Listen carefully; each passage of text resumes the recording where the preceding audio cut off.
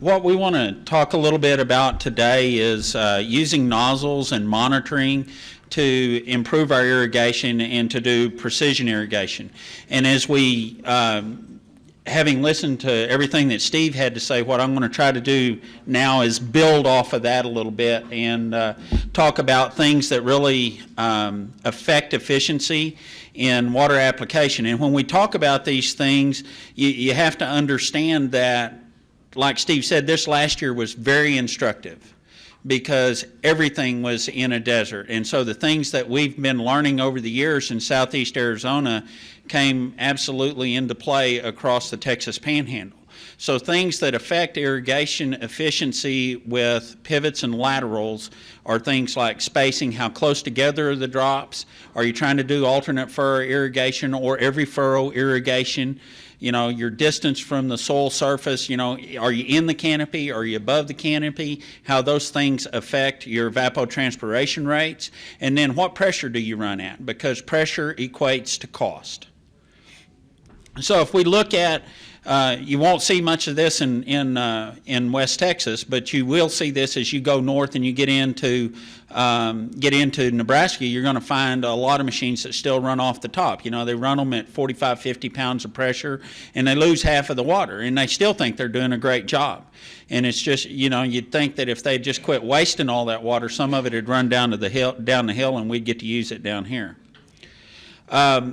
MESA, mid-elevation sprays, like Steve said, you're going to be 78 to 80% efficient, and it's going to cost you more to pump because you're going to have to be at 25 pounds or so because you are so high and nobody closes those drop spacings down. They leave them wide open, and because they do that, you have to run at higher operating pressures overall. And so then you're looking at nozzles like Nelson rotators. You're looking at Nelson sprays. LDNs and Senator 360 sprays when they're up in the air like that, and you're looking at nozzles like Nelson spinners and even IWOBs. You get a lot of people that feel like a Senator IWOB is like a really efficient nozzle. It's not that efficient, guys, because you put the water up into the air. The more it's in the air, the more evaporation that you have. So you can't go around and think that a Nelson or that a Senator IWOB is going to be more efficient than a Nelson rotator or a spinner or an accelerator, something like that, because it's not going to be. You're basically looking at the impact of height from the ground and the spread of the nozzles. Okay, so if we look at low energy spray applications, LISA applications, you're looking at 88 to 90% efficiency depending upon how widespread you are, what kind of operating pressure you have. And one of the things to understand is once you exceed 80 inches of spacing between the drops, you've gone past the level of alternate furrow irrigation, because in general you're not going to find row spacings that exceed 40 inches because most of the mules back in the day weren't wider than 40 inches. So, and you're seeing more and more of a trend to 30-inch and narrower spacings, and so as you narrow down those row spacings, you should be looking at narrowing down your drop spacings. And then you get into height above ground. The closer you are to the ground, the better off you're going to be. How low can you go? And so you get a machine like this. This one's barely going to get you somewhere in the 90% range if you get that far, because it's high enough off the ground, running at a high enough pressure that you're getting atomization of the water. So that water, any water that you see drifting, you can generally consider to be lost. Here's one that is on 10-pound regs. It's using a flat, smooth pad on a spray head. And it's on 30-inch drop spacings. You'd think, man, that's going to be really efficient. That is a day where there's virtually no wind. But look at the atomization of the water, and that's in an early morning sun so that you could really see what was going on.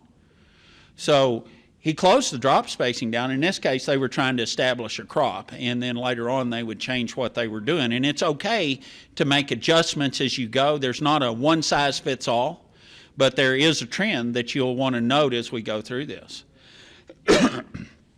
Okay, this one is running at a little bit lower pressure. It is sprays with a medium groove pad. These are Nelson sprays. They're running at 90+% efficiency or thereabouts. You don't see much atomization of the water. They're getting most of that water to the ground. They are making a difference with this package. And then this is one that's running on 6-pound regs on a 60-inch spacing. And this machine is getting, you just virtually don't see the machine running. When you can look at a machine across the machine and you're not really sure if it's running, versus having to go and look down the machine to be sure that it's actually applying water, then you know you're getting off into the right amount of efficiency. But anything that you see that gets caught on these leaves has the potential to evaporate. And so what we're talking about is once you get that crop established, then switch over into a bubble mode.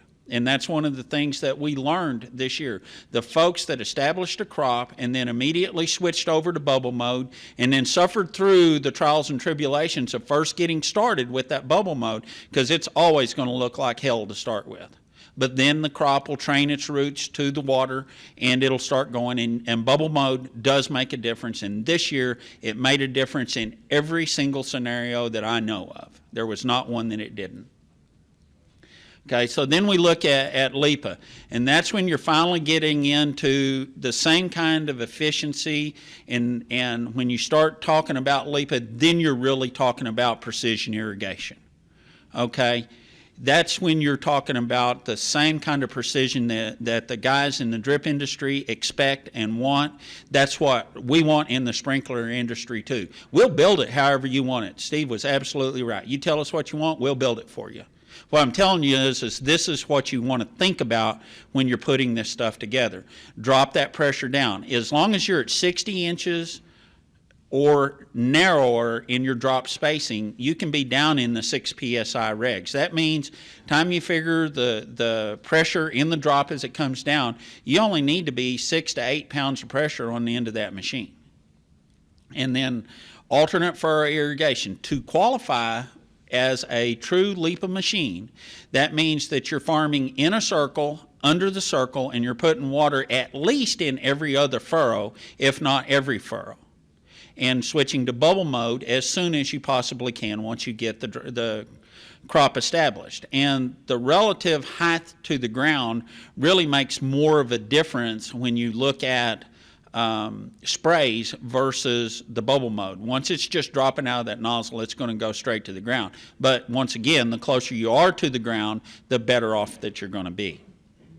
Okay, and I'm going to show you some different types of bubble modes, applications that are available.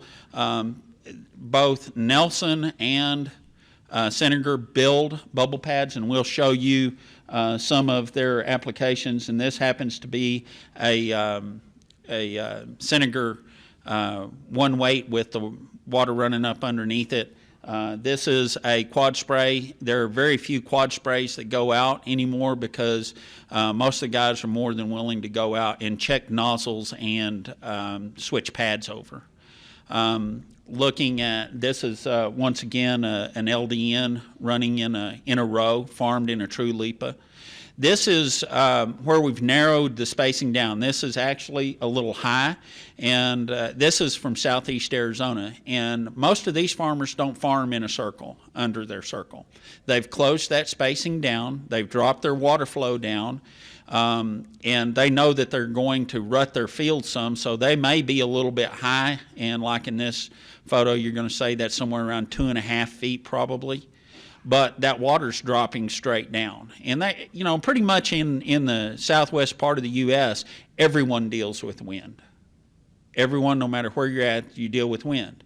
Now, the guys in eastern Colorado will tell you that their wind is stronger, and the guys in West Texas will tell you theirs wind is stronger, and the guys in New Mexico, their wind's stronger, but it's all the same. You know, it's the same wind velocities, it's the same issues, and when it gets hot and dry, it's hot and dry everywhere. And there's just not many spots, unless you go to some place like Houston, that humidity really does have an effect.